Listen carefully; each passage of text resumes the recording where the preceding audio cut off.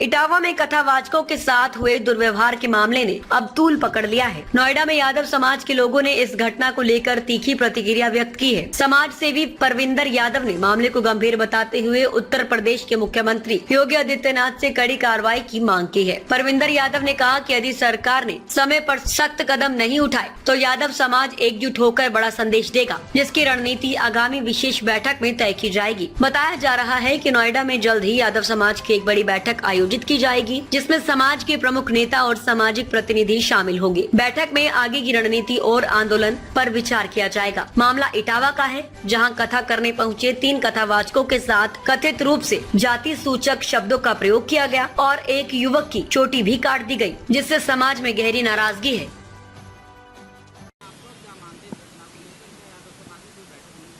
मेरा नाम सोनू यादव है और मैं नोएडा से ही हूँ। मेरा गांव बिसरक है। ये जो घटना हुई दादरपुर गांव में यादवों के साथ चोटी काट दी गई ब्राह्मण समाज के द्वारा, मैं सभी से ये कहना चाहता हूँ, हमारे जो सबसे बड़े ग्रंथ हैं वो महाभारत है और रामायण है। रामायण और महाभारत दोनों ही वेद व्यास और वाल्मीकि जी ने लिखी हैं। तो देखो, ज्ञान जो है वो ज्ञान जाति में और बिरादर में नहीं बांटा जा सकता। अगर आप ये कहें कि भाई ब्राह्मण ही महाभारत पढ़ेगा या रामायण पढ़ेगा या कथा कहेगा, तो ये गलत है। आपने देखा होगा, बहुत बड़े कथावाचक हैं कुमार विश्वास जी, उनकी सब कथा सुनते हैं और वो ब्राह्मण नहीं है, वो एक विष्णोई परिवार से आते हैं। तो ज्ञान किसी भी समाज में हो सकता है और कथा कोई भी बोल सकता है। ब्राह्मण समाज के द्वारा ये जो हमारे यादव भाइयों के साथ करा गया है कृत्य, ये बहुत गलत है। मैं भारत सरकार से निवेदन करता हूँ, जो भी लोग इसमें संलिप्त हैं उनके खिलाफ सख्त से सख्त कार्रवाई हो।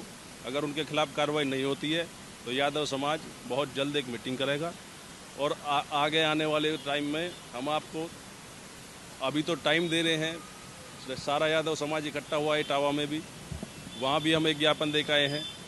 भारत सरकार से निवेदन है, जितने भी ये कृत्य हैं जो समाज को गलत दिशा में लेके जा रहे हैं और जाति और बिरादरी में आपस में फूट डालने का कार्य कर रहे हैं, उनके खिलाफ जल्द से जल्द कार्रवाई हो और उनको जेल भेजने का कार्य करें। आते हैं उसे सब जानते हैं, बताने की जरूरत नहीं है।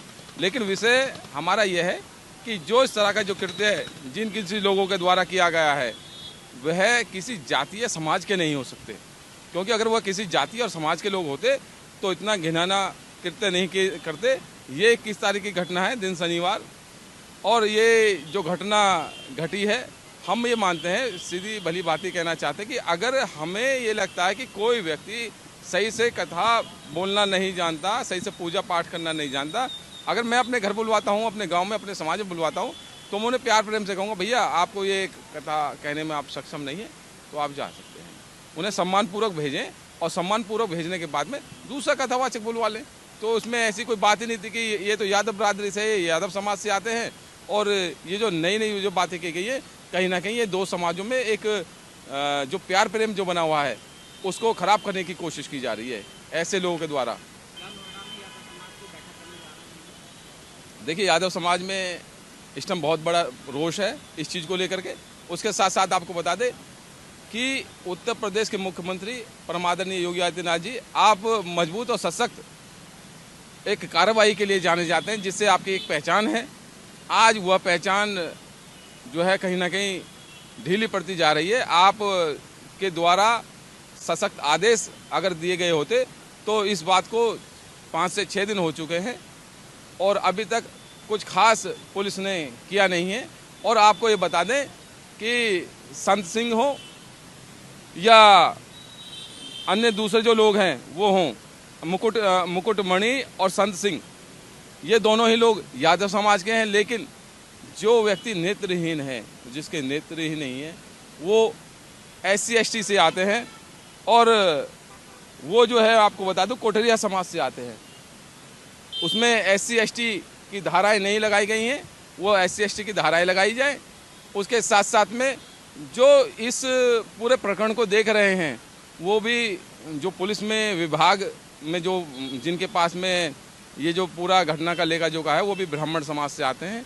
हमारा मानना यह है कि कल को कोई अन्य समाज ये ना कहे कि वो तो फला फला समाज से आते थे, तो उन्होंने जो है कहीं ना कहीं इसमें गोलमोल किया है, तो किसी ऐसे व्यक्ति को दिया जाए जो न यादव समाज से हो वो जज और न ही वो ब्राह्मण समाज से हो, जिससे कि दोनों समाजों के अंदर में बराबरी का तालमेल बना रहेगा। और मैं एक बात बता देना